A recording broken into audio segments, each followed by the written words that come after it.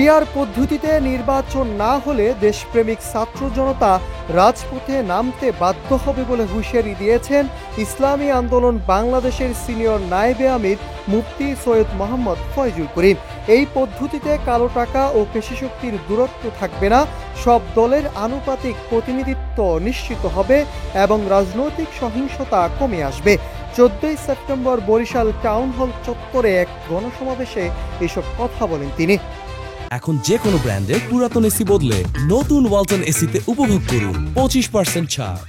ফয়জুল করিম আরও বলেন, ডক্টর ইউনূস একপক্ষীয়ভাবে নির্বাচনের তারিখ ঘোষণা করেছেন, যা বৈধ নয়।